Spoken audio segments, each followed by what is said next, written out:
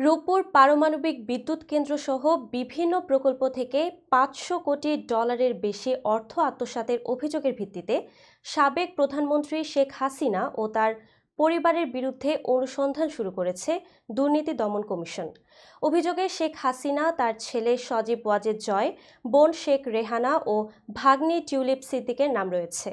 মঙ্গলবার দুদক এই অভিযোগ যাচাই বাছাই শেষে অনুসন্ধানের সিদ্ধান্ত নেয়। এর আগে গত 15 ডিসেম্বর হাইকোর্ট দুদকের নিষ্ক্রিয়তা নিয়ে রুল জারি করেন এবং তদন্তের নির্দেশ দেন। গ্লোবাল ডিফেন্স কর্পের এক প্রতিবেদনে দাবি করা হয়েছে, রূপপুর পারমাণবিক প্রকল্প থেকে মালয়েশিয়ার একটি ব্যাংকের মাধ্যমে শেখ হাসিনা $500 কোটি আত্মসাতের সুযোগ পান। এই মধ্যস্থতায় ছিলেন তার ছেলে জয় ও ভাগ্নি টিউলিপ সিদ্দিক। প্রকল্পটি রাশিয়ার সহযোগিতায় বাস্তবায়ন করছে রোসাটম। নির্মাণ ব্যয় ধরা হয় $1,265 কোটি, যা প্রয়োজনের তুলনায় অনেক বেশি।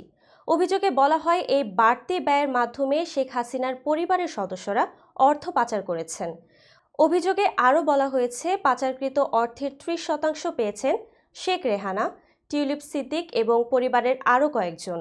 গ্লোবাল ডিফেন্স কর্পের মতে, এই অর্থ পাচার ডেস্টিনি গ্রুপের মতো প্রতিষ্ঠানের মাধ্যমেও করা হয়েছে। এ বিষয়ে দুদকের পদক্ষেপ এবং তদন্তের অগ্রগতি নিয়ে এখনও বিস্তারিত কিছু জানানো হয়নি। তবে অনুসন্ধান শুরু হওয়ায় দেশের রাজনৈতিক অঙ্গনে ব্যাপক আলোড়ন সৃষ্টি হয়েছে।